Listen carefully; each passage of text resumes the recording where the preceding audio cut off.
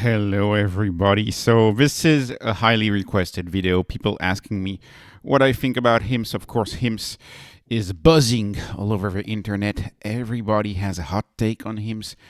Everybody thinks HIMS is going to zero, at least if X is to be believed. Of course, I made my decision. I'm sticking with HIMS for thick and thin, and I think the bottom is near. I have no idea if we can go lower. We certainly can. What I can tell you is that I don't care if we go lower, because I think the long-term thesis for this stock is absolutely not broken. Today we are having a shy rebound. Hence the question, is the pain over? So anyways, before we answer the question, is the pain over, which, you know, spoiler alert, I'm going to tell you it depends on earnings, which are exactly in 10 days. So that's all going to depend on earnings. It's all about Monday, February 23rd. That's the spoiler. That's when we'll know whether the pain is actually over or not. I think the stock's going to be in limbo until then. But first, I want to highlight some of the facts, some of the little factoids about HIMS. So yes, the stock dropped a lot. The GLP-1 folks, the GLP-1 crowd killed our stock. And for someone who has been in this stock long before GLP-1s was even a conversation, this is extremely frustrating. I was in this stock during the ED FUD. I've owned this stock since the ED FUD of late 22, early 23, where the market was dismissing this company as a D-pill company, right? So I've seen this stock go through waves, and I can tell you, I wish they hadn't gotten the GLP-1s at all, because the bears, like, the GLP-1s attracted so much TradFi investor, so much like I don't want to say NPCs. I don't know how to call it, but so many old world folks joined this stock and never understood the innovation of this stock, because they started talking about I don't know, GLP-1s. I wish we had never been associated with it. The bears won that narrative. It's very annoying we've been associated with that. Also note, even the most bullish accounts on X and on YouTube started posting bear theses and bear posts. We see constant breaking news that is a bearish news. And of course, the bearish news is breaking news. Anything that's like remotely positive somehow doesn't make it into a breaking news. And then we have a short at all-time high. For the amount of people shorting this stock is at all-time high. Now, I want to put things into perspective. HIMS is down a lot, 65% in 6 months. Now, you may want to know that a super high-growth stock like HIMS, a highly volatile stock like HIMS, down this much is not abnormal in this market.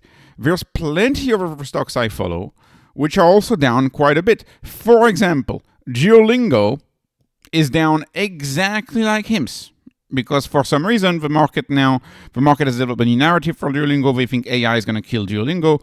They don't realize that most people who use Duolingo are like abroad, like in China and other countries, and they want to learn English without a computer.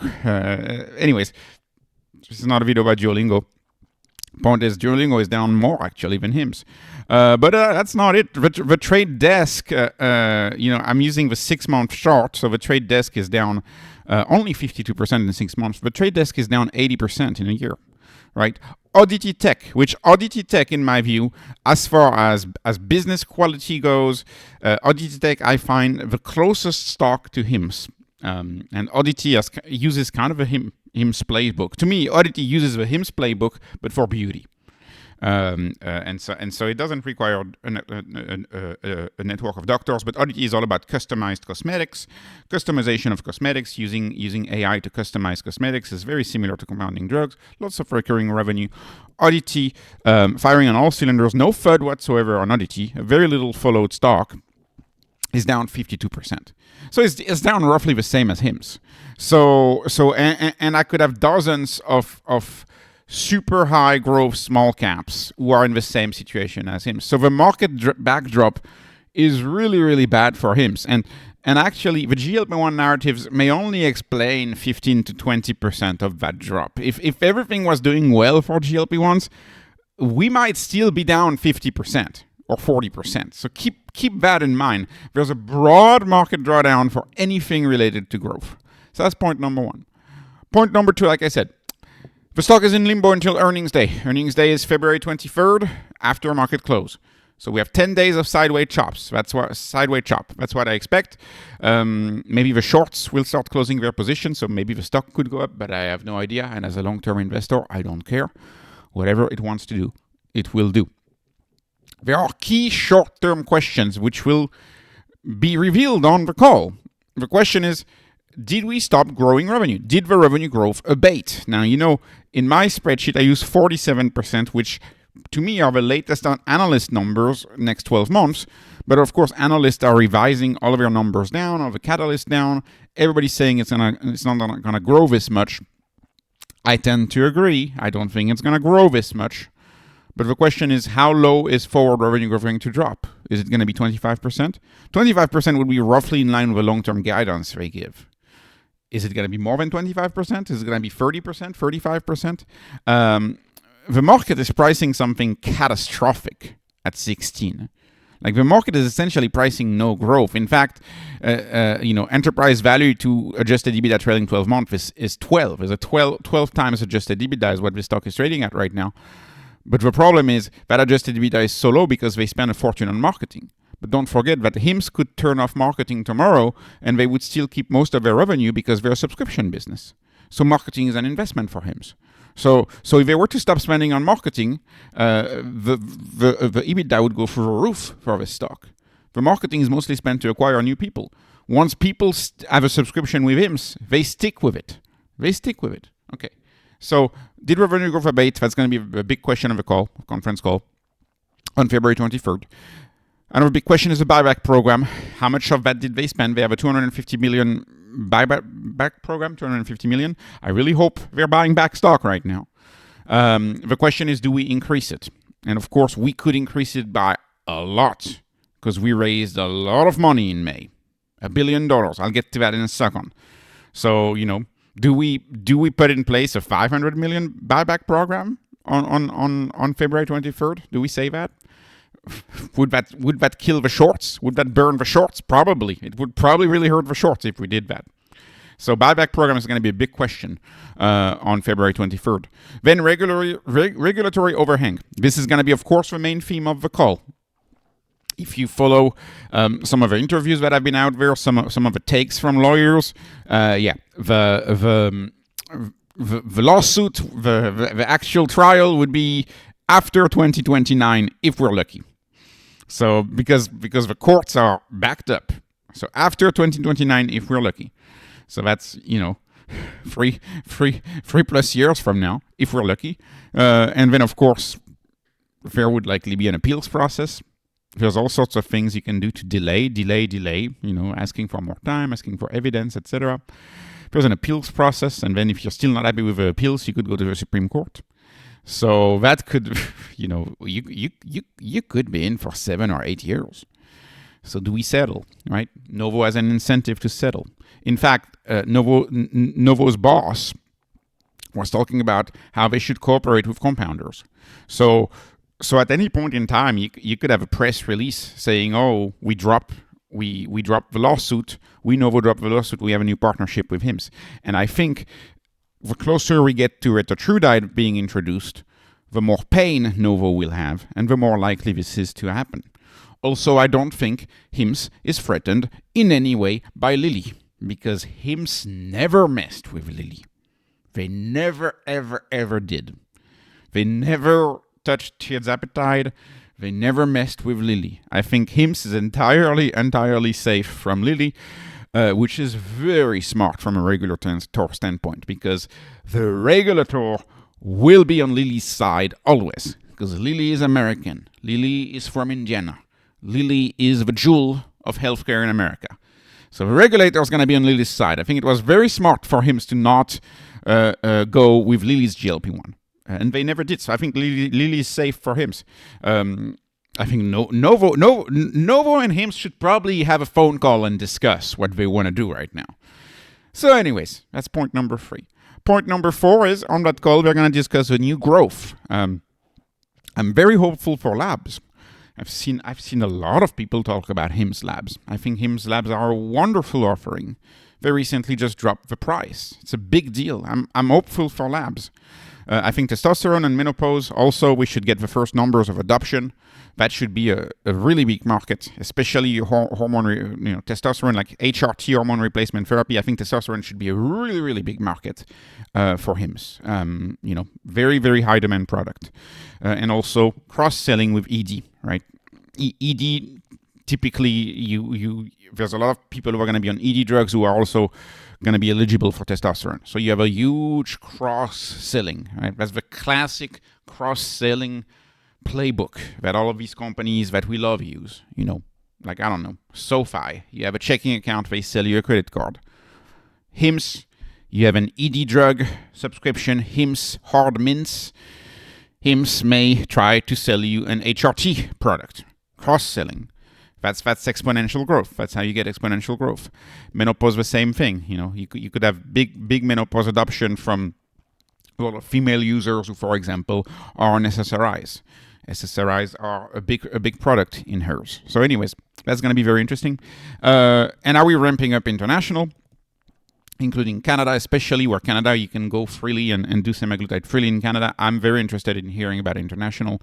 They made a good deal on the SAGA acquisition, right? The numbers came out. They didn't pay that much. So anyways, a few bullish facts. Let's talk about the bullish facts now. GLP-1 to me is still under 25% of their revenue per my estimate. In fact, I think it's way less than 25%. People who say it more usually don't count oral weight loss metformin. People, and Yemi said that on the call, they have a 100 million run rate. That was 3 calls ago now. They have a 100 million run rate of metformin-based pills. Okay, oral weight loss. When people talk about GLP-1s, they tend to put oral weight loss in the same category as GLP-1. All of these compounders have a big business with metformin-based type pill, typically a metformin bupropion B12 mix. Metformin makes you lose weight. Metformin is the OG diabetes drug. It makes you lose weight, and they sell a lot of those pills. And metformin costs pennies. And they sell it, I think, for 50 or 60 bucks. Or is it 69 bucks? I think it's like 69 bucks or something like that. That's what they sell it for. So huge margin. That's a big business for Hims. People forget to talk about their metformin-based pills. And so they just group that into a big weight loss category. But it's actually different. Metformin is not a threat at all whatsoever. And metformin, if you ask me, is pretty darn effective. You may remember the CEO of LifeMD talking about this, talking about how their oral weight loss solution with a metformin-based compound was also extremely, extremely effective. You take someone who's 300 pounds, you put them on a gram of metformin, you'll see it's an effective weight loss drug, which used to be used just for diabetes at first, but now we are comfortable prescribing off-label metformin for weight loss, and it works. So it can be used for longevity as well, because turns out a lot of studies found out that people with diabetes who were on metformin their whole life actually lived a little longer. And they realized that metformin was also good for longevity. So metformin could also be like a dual pill. You could have a weight loss / longevity type pill with metformin. Metformin is an ingredient that dates back to the 1930s. It is a flower called French lilac. Anyways, very interesting. I suggest people look up metformin. Metformin is a forgotten miracle compound, and it might make a comeback as a blockbuster, actually. Anyways, Hims just launched GLP-1s in Canada. That's GLP-1s in Canada. There's going to be no problem there. Rent-seeking Novo Nordisk didn't want to pay $300 to renew the patent there. I made a whole video about this. This is true. You can look it up. You save $300, you lose an enormous market, where there's a lot of people who are overweight in Canada too, and need GLP-1s too. So anyways, that's that. We have a large cash flowing business in Europe, in SAGA, which we acquired. We just launched GLP-1s in Canada. We acquired a business in Canada as well. I see this bullish fact discussed nowhere. This bullish fact is discussed nowhere. And it is, of course, the acquisition of not the acquisition. I'm sorry, my computer just turned off for some reason. I don't know if you saw that. Not acquisition. They raised debt. Is what I meant to say. They astutely raised debt. They raised money at the peak stock price. And actually, the $1 billion at 0%. They raised that money at $62. That was an astute move. I don't know if it was Yemi behind that move, but that was really a good move. So now they're sitting on a bunch of cash still. They have a war chest of cash still. They raised $1 billion at 0%, with, of course, a convertible price higher than 62. So think about, think about, would they be able to raise that much money today? The answer is absolutely not. They would not be able to raise that today with the sentiment we have right now in the market, the sentiment for growth. They would not be able to raise that money today. So that debt now, in my view, should be regarded as an asset. And you could either use that debt to have a buyback program. You could use that debt to grow new products. You could use that debt to acquire other companies, or you could even do this. This is MSTR's old playbook. You may remember this when they bought back their. Anyways, people who own HIMS may not own an MSTR, but the point is they bought back their old debt for pennies on the dollar. HIMS now could do that. I'm sure that debt probably trades for 40 cents on the dollar now, so you could probably go ahead and buy it back. Why not? If you got the cash, that could be something you could do. So that's very bullish to me. The fact that they raise that debt now, they're now looking real smart. And then a last bullish fact is ED drug, hair loss, anxiety, and anxiety I'm going to call them SSRI. They are blockbusters. They are off-patent blockbusters. They are still blockbusters drugs, still today. They are blockbuster drugs who are still growing in adoption. Okay, they're still growing in adoption. But now they don't have patents, so therefore, HIMS it's a blue it's a blue ocean for HIMS. They have their system with the doctor and the pill bundle all in one, and there is still a wide level of adoption that can be happening for all of these.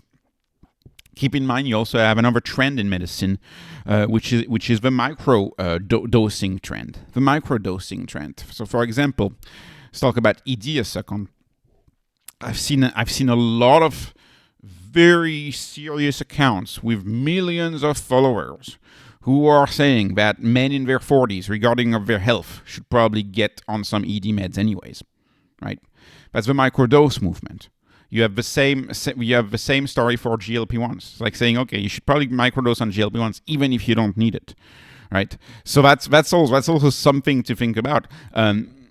There's a change in the mindset and in the way we view drugs, where we used to view people on drugs as unhealthy, and now we realize that actually you can be a healthy person and take drugs to be even healthier. You can be a healthy person who is baseline very healthy, and then you can become a super person if you start having some drugs. That's the concept of microdosing GLP-1. So we are moving away from the insurance imposed view of traditional health, that our best selves is ourselves as nature intended. In fact, this is what I always say. I've said this before, but one of the very early medical procedures is hand washing your hands. That was one of the very, very early huge medical advancements. And then you had vaccines. But washing your hands was a medical practice in the early days. It was fully medical. Now we all do it, and we don't think of washing our hands as a medical practice, but it is a medical intervention. And somehow we think it's natural. It's not natural. Animals don't wash their hands. So the point I'm trying to make is that a lot of these drugs, they should probably be normalized, right? And we're seeing things that in certain higher doses are prescriptions, in lower doses when they're not prescriptions, they are getting normalized. I'm thinking about vitamin D. I'm thinking about vitamin K. I'm thinking about B12. Fluoride at one period was bad. So we need to be very careful. If you follow longevity, if we are going to live until 120, at some point we are going to need to normalize a few drugs. So anyways, that's a hot take. I suppose that's a hot take. But the natural state of human is not 120. The natural state of human, the natural age of death is much younger than this. And we live much longer because of practices like hand washing, for example, who have become mainstream. And so I think there will be a few pills that people take on a very regular basis. And so we need to move away from that old view of medicine that the best version of oneself is no drugs. To me, that's not true. Drugs can be very helpful. Anyways, the long-term thesis now. Let's finish with the long-term thesis. The long-term thesis is intact, and in fact, I would argue it is stronger than ever. This is what we see with these companies who are being sold off. When you actually have a time horizon longer than a fruit fly, you realize that the thesis is getting stronger. So right now, the thesis is this, and I keep changing this equation right here. Right now, HIMSS is an e-doctor, digital doctor, platform of doctors. They have close to 2,000 doctors, mostly nurse practitioners, but some MDs. Okay. E-labs, we just launched this. Digital labs. Right now, it's a partnership with LabCorp. You have to go in, but we're going to have these pain-free needles pretty soon, and this lens set that you just mail back to get your labs. So we have e-labs, and of course, hundreds of labs. When insurance only give you like 20 metrics, you get hundreds with HIMSS for a very low price, $3.99. E-customized or compounded, whatever you want to call it, customized online pharmacy. One-to-one drugs, one person, one drug. You are a unique individual. You're not 500 milligram or 1 gram. You are 637 gram because you're a unique individual and AI can customize each drug for you. And of course, all of this is possible without insurance. If you have insurance in the mix, you can't have unlimited on-demand doctor visit. If you have insurance in the mix, you can't have all of the labs imaginable twice a year. You can't have branded, customized drugs.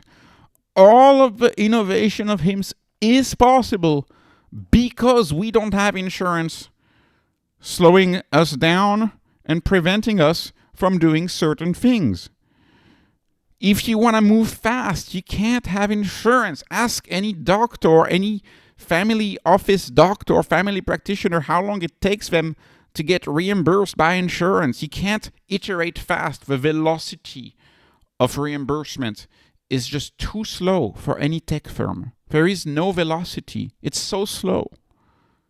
So to innovate fast, you have to go without insurance. And I still see that piece of FUD. Like, why would people go to HIMSS if they could use their insurance? Why would you get your labs with HIMSS when your insurance company covers them?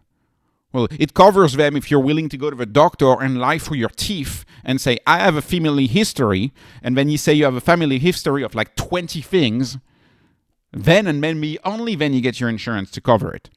But if they cover it, that's also because you're lucky, because sometimes when we say, oh, finally, we don't want to cover that, and you get a bill in the mail because they don't want to cover it, because their own pharmacist reviewed the prescription, and their own pharmacist hired by insurance company didn't agree with the prescription. This is something that happens all the time. That's why you can't get clear pricing. Clear pricing at HIMSS is also a big customer-centric move in healthcare. You know exactly what you're going to pay.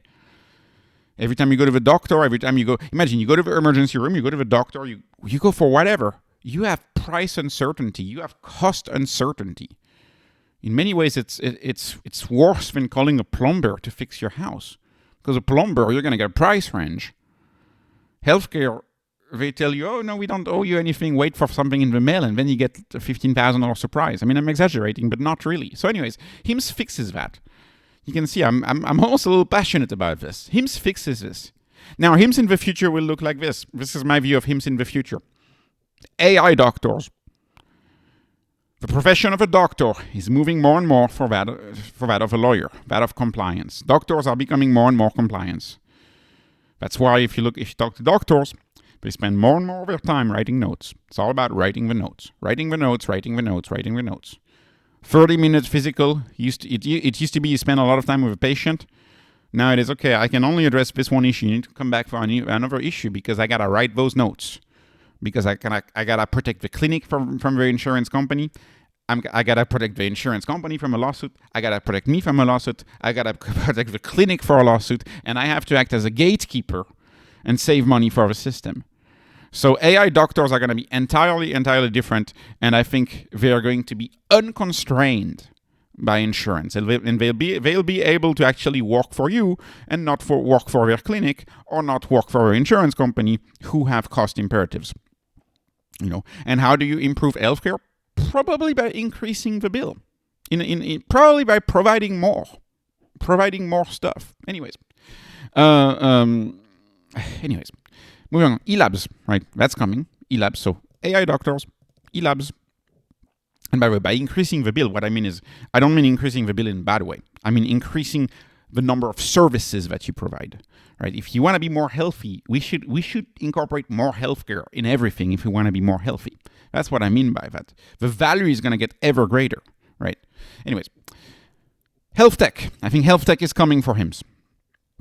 And customized medication, minus insurance. So the future of HIMSS is AI doctors, digital labs, remote labs, health tech, and customized medication. All this together, minus insurance again, because you can't have insurance if you want this innovation. So let's finish this. Data. What excites me the most about HIMSS' future is the data. It is what they're going to be able to do with that data. It is the AI black box. It is the AI recommender system, which we don't know how the AI does it, but you just need to feed as many data points as you can to the AI, and let the AI come up with medical recommendations from you. You create a single source of truth from an AI. It's a platform, and I want HIMSS to become that platform. Why is Instagram or TikTok or X so good at getting you hooked to whatever attention grab, whatever engagement farming post gets you hooked? How is their AI so good at getting you hooked? Because the AI is trained for that. Data is the key. The more data you have, the more HIMSS AI will be able to provide an absolutely outstanding healthcare experience. So I want to see HIMSS double down on AI. And this is what excites me the most about HIMSS, because it's all about getting the most data. So I think HIMSS is starting out a large scale data collection era, where you're going to have your digital labs. Of course, you load all of this data together. Questionnaires, you could have an endless amount of questionnaires, and HIMSS is very good at questionnaires. Doctor visits, questionnaires, insights, okay, from the doctor visits, from the questionnaires, from the AI doctors at some point, from your conversation with HIMSS AI. Then digital apps, all of this data, twice a year. And of course, measuring twice a year is very important, because after sometimes you can make predictions. After multiple time series data, you can make predictions as to where your health is headed, right? I think health tech is going to be a very, very, very big deal. Let's talk about health tech a second. To me, yes, I believe HIMSS is going to get into things like perhaps a smart scale. That would be very wise. You can have a smart scale with a little electric current that measures your bone mass, your kind of like a DEXA scan, but maybe not as good but with AI you might get a little close. So some sort of a smart scale, I could see this really big for HIMSS, connected of course to their whole data system, where you can measure a bunch of things. I could see a wristband or a smart ring, and a big question right now for people who actually look long term is, will HIMSS develop its own wristband or its own smart ring, or will it partner? I don't really know what they're going to do here. I think smart scale would probably be a good idea to do it themselves. maybe smart ring or wristband, maybe you should partner, right? Or smartwatch, maybe you should partner for that, maybe, right? Apple Watch, maybe you should partner with all of these. Okay, so I think technology is going to play a big role. I think their app is going to get much better. The app could already, and we know Audity does this, right? Audity already does this with their foundation business. They could work on their app scanning, and so, this is, for example, most phones today, you're gonna have 48 megapixel cameras. The cameras are so good these days. So HIMSS could have a dermatology section in the app where you scan all of your moles. Like every 6 months, you just go ahead and take a scan of your moles. So you could have that within the app, and that's only going to get better. This is the worst it's ever going to be. I also firmly believe in this. To me, next generation of phones, they're going to have something that mimics X-rays with AI, or that is even better than X-ray with AI, and they could do this with sound waves. They could do this with infrared lenses. There's many different ways to do this, but in my view, we are pretty close from being able to use our phones to see through our bodies, and this may be a hot take, but if you follow that field, there's things that are going to happen in this field. And I think that's also going to be a big deal for data collection, where you can actually collect data in more than just dermatology and have a one platform do that. So you could have scans, right? That's another thing. I think HIMSS can be the single source of truth for health. And the key right now, the winner of the 2030s, in my view, is decided right now in who has the most data points, right? Tesla is winning in self-driving because they have the most data points. I was talking the other day about Tesla using ClickHouse, because now their data sets for self-driving are a quadrillion data points. So not data points, rows, a quadrillion rows. So each row you could have thousands of columns in each row, but a quadrillion rows, right? So a quadrillion is a million billion. So think about that. You could collect all of the data imaginable and just feed it into the AI and let the AI analyze it all. Eventually, to me, this is a big deal. Eventually, the AI is going to create a digital twin of us. The more data the AI has about you, the more the AI can create a digital twin of you. And if you can create a digital twin of you, then the AI doctor doesn't have to guess, doesn't have to read studies. You can just simulate in your own body whether the drug is going to work for you or not. And you can customize the perfect drug and drug effectiveness. So I'm very excited about the future of HIMSS when it comes to data. And I think HIMSS could be that single company who has the most data about you, because all of the other companies in healthcare are not as holistic, and you're going to have so many issues of silos. Like, you're going to have so many silos. What if I go to a clinic? I wouldn't know how to get access to all of my data with Epic. And anyways, my data with Epic is not there because they haven't collected it. They've only collected what they thought they needed. The thing is that if AI does science within a few years, how do you know that you didn't need to collect every single thing you needed to collect? That's why it makes so much sense to just measure everything. Measure absolutely everything. Because there's plenty of things that we don't know today that the AI will know in the near future. And we need to have it collected so that the AI can use it for us. Right? Anyways, this makes so much sense to me. If you're a tech person, this should make a lot of sense to you as well. But of course, Wall Street is not even close to have that conversation. So anyways, I'm bullish as ever on HIMSS. Bullish as ever. This was not investment advice. This is not health advice. This is not financial advice. This is not advice whatsoever. This is only entertainment. I'm hoping you were entertained. Please like, please subscribe, follow me on Patreon, follow me on X. Thank you for watching, and have a wonderful, wonderful day.